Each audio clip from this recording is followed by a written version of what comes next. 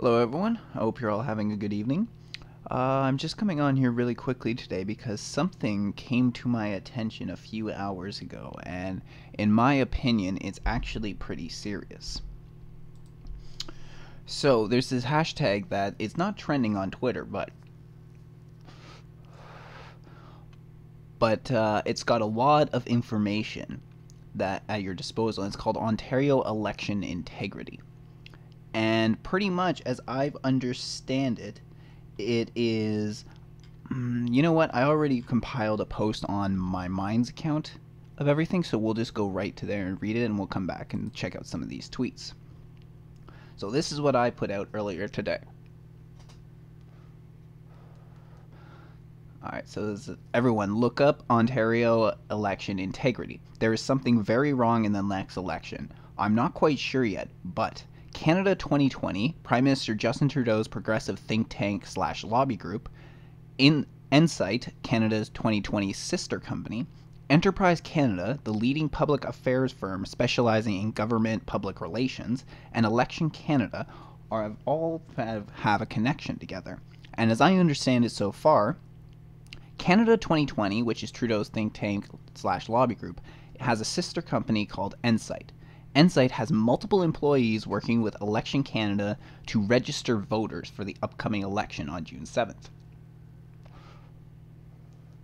Enterprise Canada's CEO is a high-level member, some are saying a principal, of the company Ensight. I'm not sure, but so I put executive maybe, of the company Ensight.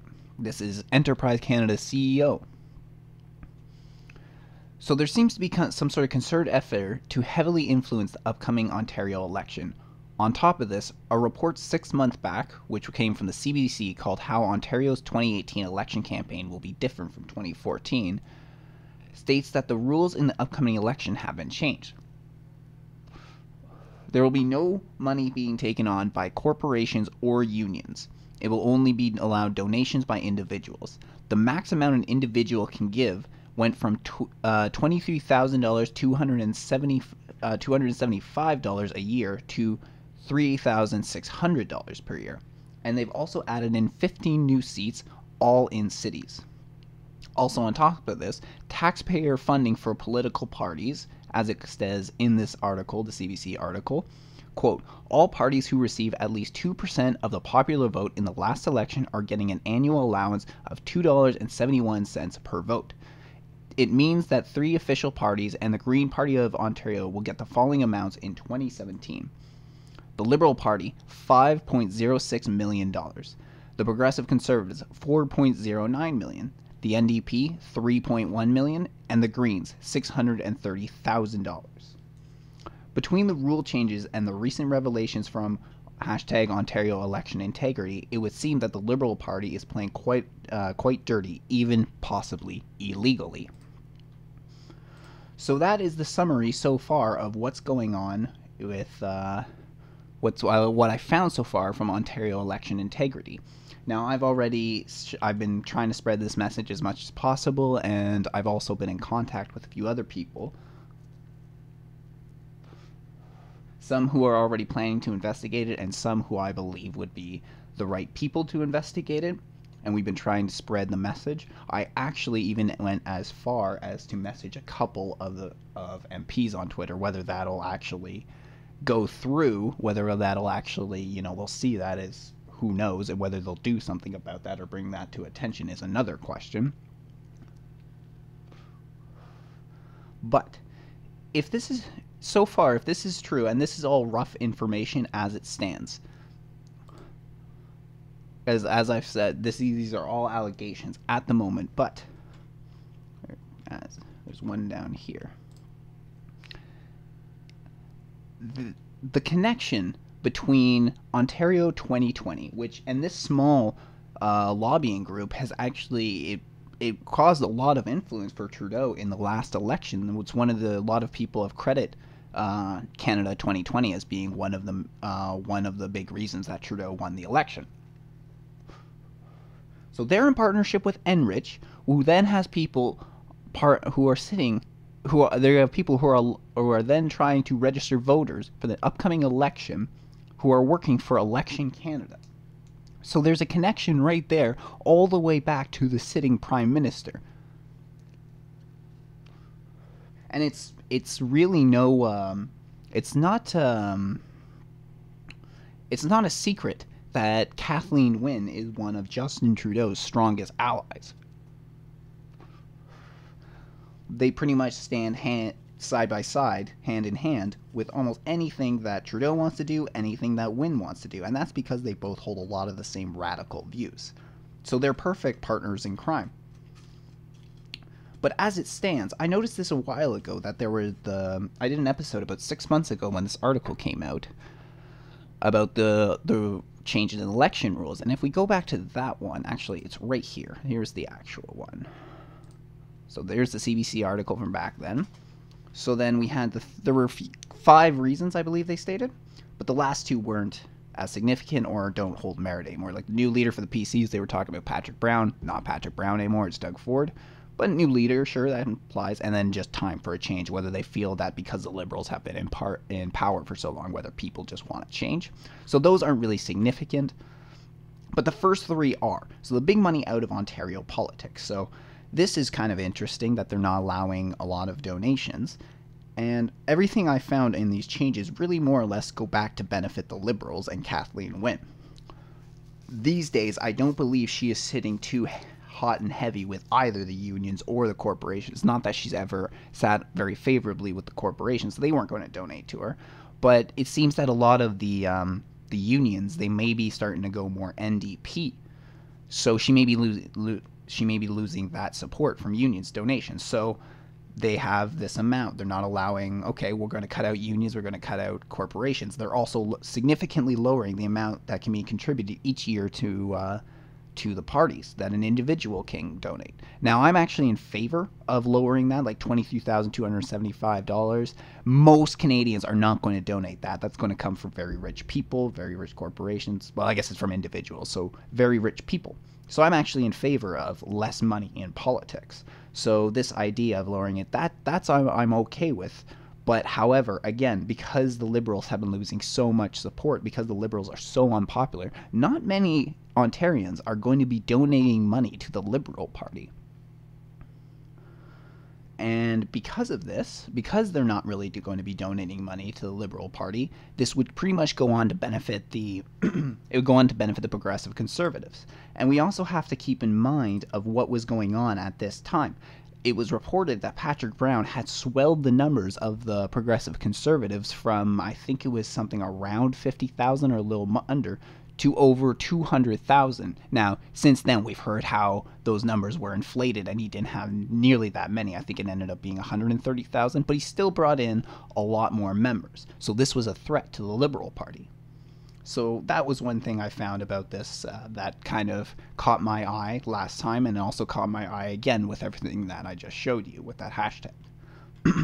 Second one, taxpayers are funding for political parties. Now, this one has more to do with how they lay out the allowances for this. As we can see, the Liberal Party have almost $1 million more than the next party, the Progressive Conservatives, do. And, you know, the more money you have, the more you can campaign, the more people you can reach, the more attack ads you can run. It does work in your favor.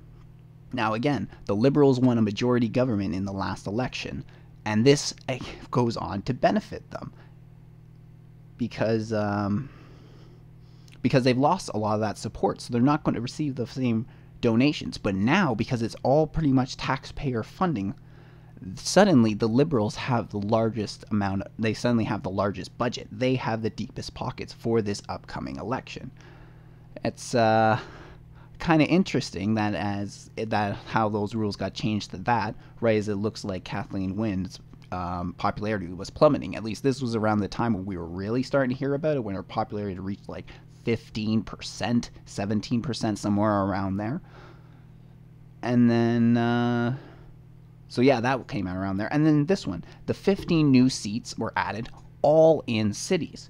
Well, where do the Liberals dominate, not just in Ontario, but generally? Where do the more left-wing parties dominate? They tend to dominate in the urban areas, the cities, especially the bigger cities. We can take a look at at Toronto. We can take a look at Montreal. We can take a look at Vancouver. And a lot of those vote red. A lot of those vote Liberal. Now, I'm not sure when we're getting out into Alberta, when we're getting into the major cities such as Edmonton and Calgary, and what it's like if there seems to be a more even hold. I haven't actually taken a look at the numbers, but the 15 new seats in the cities, and we're not even, again, it doesn't benefit. We're talking about out of province right now, so that wouldn't even benefit. So we're talking Ontario. Especially in Ontario, it is the major cities that hold the most. They not only hold the most, they hold the most seats, yes, but also are pretty much, for the most part, historically have been Liberal dominated. So adding 15 new seats all in cities could only go to benefit Kathleen Wynne. And honestly, it's not like Andrea Horwath has been much of a competitor even in the upcoming election. For the last 4 years almost, she has been absent, non-existent, and then when the election comes around, that's when she starts poking her head out and saying, I'm going to do great things for Ontario, you should vote for me. Well, where have you been for the last 3.5 years or so? So I don't think that Kathleen Wynne had much of a threat in the cities when it came to Andrea Horwath. All these go to the detriment of the Progressive Conservatives and to the benefit of Kathleen Wynne. And Kathleen Wynne doesn't really have to worry about the NDP party, so she doesn't have to worry about getting outflanked on the left. Her only competitor is on the right. So these were the original changes made. When was this article put out? June 7th, 2017.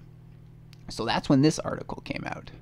And then recently we're hearing about this. And this is also partly because with this hashtag, the Ontario Election Integrity, Kathleen Wynne's popularity hasn't not really changed. If anything, it's still going down. And with Doug Ford's rising popularity, especially considering the threat he poses to the Liberals in the cities, that's where actually the biggest threat with Doug Ford is coming. If Ford was just capturing all the outlying areas, well, those don't count for so much in the ridings. But especially if we're talking about the GTA area, well, now that's the piggy bank of elections. That is both in federal and in the provincial elections. That's where the piggy bank is. That's where you need to win in order really to win the election. If you lose the GTA area, you'll be hard. I don't even know if you won everywhere else, if you could actually win. I would have to look over the numbers again to be sure, but that's how important the GTA area is. And Ford is popular in the GTA area. This threatened Kathleen Wynne significantly. Now, there was actually just some stats put out that I saw in passing earlier today on Twitter, and it ended up saying that if an election was held in April, Ford would have captured about 50% of the vote. Kathleen Wynne only captured about 24% of the vote or something. So we're talking an instant majority government, significant majority government for Ford if that was to happen. That's not looking good for Kathleen Wynne. So now it looks to me as if Justin Trudeau is sticking his hand into the mix, at least unofficially through his Canada 2020 lobbying group and its sister group, Enrich. So we're going to have to pay close attention to this story because this is going to be this is not going to get covered by the mainstream media. This sort of information is not going to get picked up and start trending on Twitter or Facebook or any of these. It's not going to happen. So it's very important that everybody, every individual, gets the message out as fast as possible and spreads it as far as possible. And again, I've already started to do that. I've been posting a lot on my Twitter account. I've posted a few long pieces on my Minds account making this video, and I've also been in contact with others. Hopefully we can work either in collaboration or we can help each other in our own investigations and see if we can come up with something with this. Maybe we can find some real juicy documents or something, or some official, I don't know, some official files to back up this sort of connection. It's possible. I could definitely see we'd probably have to be filing some Freedom of Information Acts, but anyway, that's not important right now. I just wanted to get this message out so that everybody knew about this. And again, spread this information far and wide. And if you have Twitter account, I highly recommend you start spreading this hashtag around, the Ontario election integrity hashtag around, because everybody needs to know about this, especially if these are going to be Ontario voters. And the other thing is too is I actually feel that if we could help expose this sort of connection, not only would it look bad on Justin Trudeau, but that once again would just bomb any chance that Kathleen Wynne has. But we'll see. We'll see. Anyway, thank you everyone. I hope you have a great evening, and I'll see you all soon.